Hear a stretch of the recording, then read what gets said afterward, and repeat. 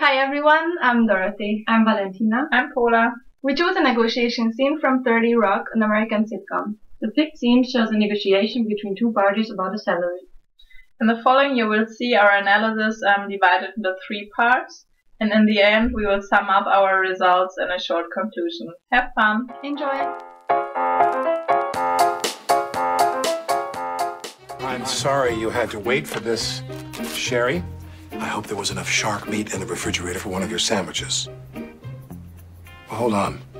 This is the same amount I was paying you when you worked full-time, and now you're just working nights. It's me hourly rate.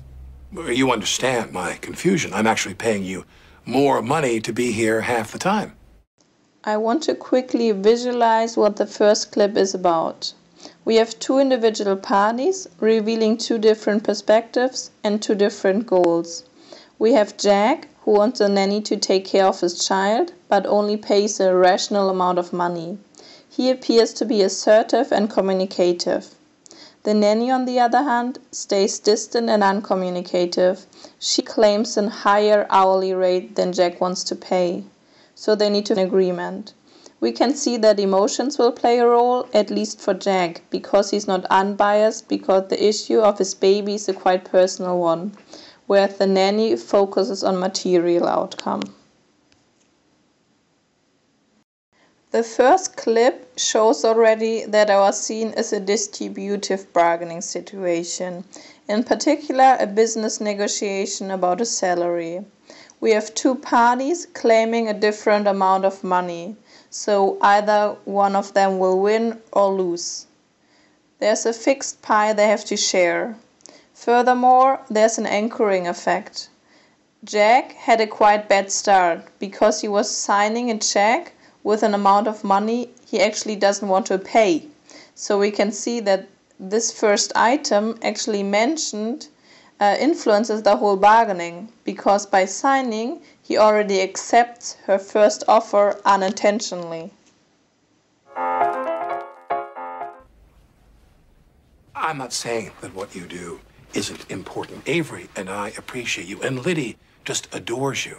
But let's just say you're at the market buying potatoes, and that 10-pound bag of potatoes costs $400. But then the grocery concierge tells you that a 5-pound bag of potatoes costs $400. Well, that would be shocking, right? Because a 5-pound bag should only cost $200.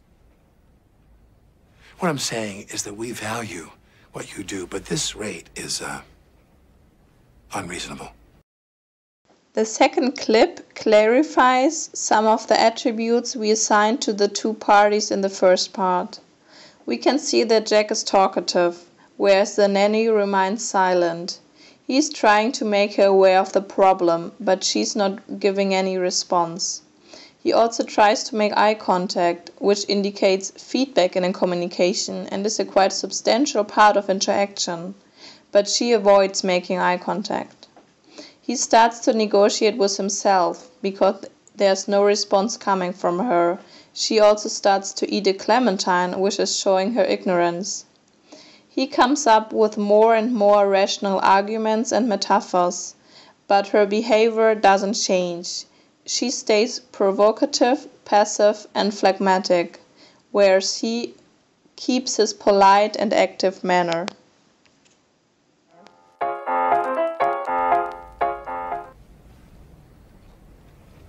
So, what you want to do? I want to resolve this fairly and amicably.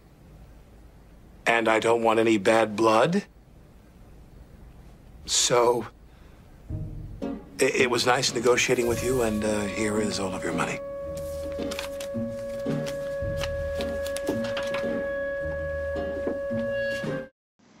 In the end part of the negotiation, we can see that the nanny is able to talk. She asks the question, "So, what do you want to do?" This question is part of her hardball tactic. We can see that she sets him under pressure. She knows that he depends on her, and she's not willing to help or find a solution herself. By mentioning what you want to do, she puts all the negotiation, all the finding to him. She doesn't even mention herself.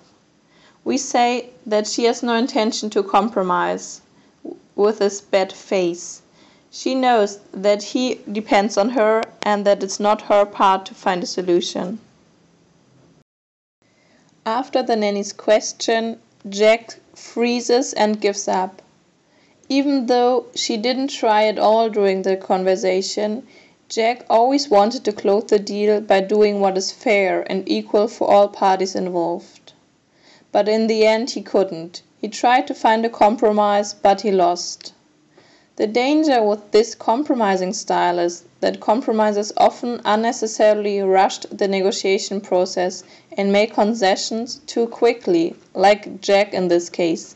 He could have waited longer and then just let her decide if she still wants to work for him.